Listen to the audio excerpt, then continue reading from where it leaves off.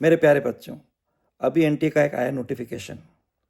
मैं थोड़ा बिजी चल रहा था, आपके 100 टिप्स ऑफ फिजिक्स की तैयारी में उसकी रिकॉर्डिंग भी चल रही है। तो बच्चों ने कहा सर एक बार आप आके समझा दो तो हमारा विश्वास पक्का हो जाएगा। तो बच्चों मैंने इसको देखा और फर्ज भी समझा।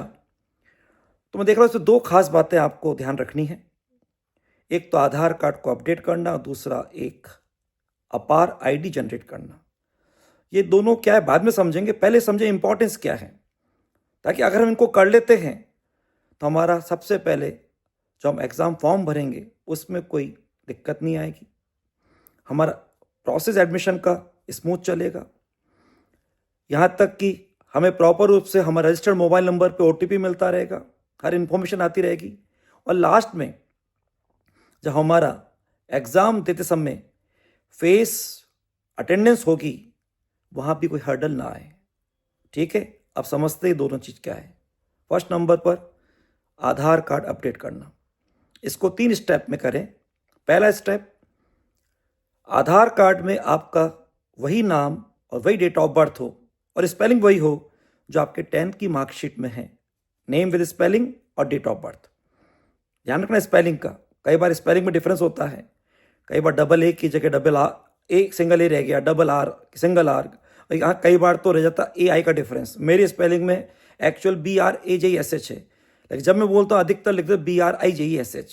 मेरे अधिकतर बिल भी इस नाम से बन के आ जाते हैं, डॉक्यूमेंट इससे बन जाते हैं। इससे ध्यान रखना जो 10th की मार्कशीट में है, इसमें मैंने आपको अपना एग्जाम्पल दिया है, वही आपके आधार कार्ड में होना चाहिए।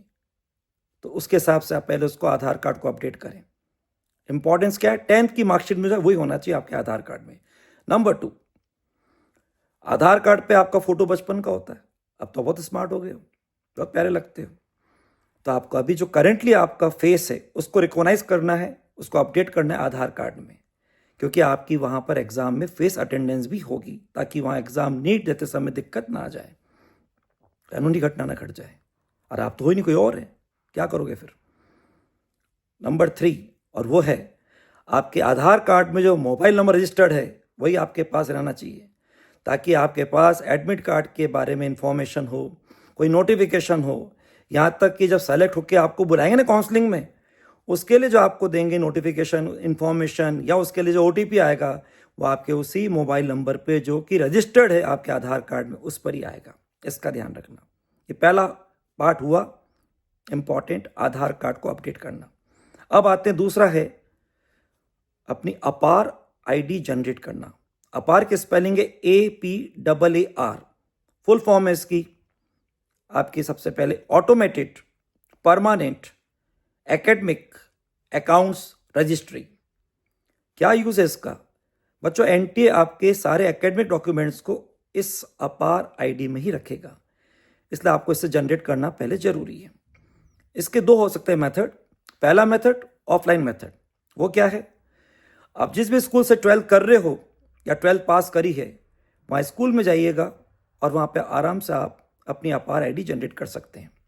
दूसरा मेथड और सिंपल इजी मेथड, अपना मोबाइल लेना, उस पर डिजी लॉकर ऐप को डाउनलोड करना, फिर उसको साइन इन करना, वहाँ पे सर्च आएगा, सर्च में अपार लिखना और फिर आप आराम से अपन अपार आईडी जनरेट कर सकते हैं। उसमें जो भी आपसे पूछे इन्फॉर्मेशन, आपका मोबाइल नंबर रजिस्टर्ड तो वही जो कि आधार कार्ड में है, यानी ये भी आपस में कनेक्टेड हैं, और कोई इन्फॉर्मेशन तो आराम से आप डाल दें। ये बहुत ज़रूरी बच्चों, ऐसा नहीं हो कि आपने जब ऑनलाइन का टाइम आया फॉर्म भरने का, आपने फॉर्म भरा, फॉर्म में आपने अपना बस मोबाइल नंबर डाला, रजिस्टर्ड मोबाइल नंबर जो आधार कार्ड में है, और सामने एकदम आ जाएगा आपका नाम विद स्पेलिंग और डेट ऑफ बर्थ। अगर वो स्पेलिंग या डेट ऑफ बर्थ आपके 10th की मार्कशीट से टैली नहीं करी, आप वहाँ कुछ चेंज नहीं कर सकते, कुछ एडिट नहीं कर सकते। इसलिए पहले से इसको वेटेज देते हुए इसको बिल्कुल इग्नोर मत करना और ध्यान से कर लेना। तो समझ गए होंगे, दो चीज़ आपको करनी है। एक कंक्लूड कर रहा हूँ, आधार कार्ड को 3 स्टेप में जो अपडेट बताया वापस से एक बार फिर रिवाइज करके सुन लेना, और दूसरा एक नई बात है अपार आईडी जनरेट करना। इनको टाइम से कर लेना, इसको बिल्कुल समय के हिसाब से टालना मत, वरना समय कम निकलता है, पढ़ाई के हिसाब से मालूम नहीं पड़ता, और फिर एग्ज़ाम फॉर्म आने के बाद जब प्रोसेस चालू होता है हमारे क्वेश्चनों को घबराहट, छटपटाहट, खिंचाव, तनाव, दबाव चालू हो जाता है, इससे पढ़ाई पर असर पड़ता है। इसलिए मैं पूरा विश्वास करता हूँ मेरे सभी प्यारे बच्चे इस पर ध्यान देंगे, इसको वेटेज देंगे और इसको टाइम से कर लेंगे ताकि आगे स्माइलिंग फेस से पढ़ते रहें। All the best, keep smiling.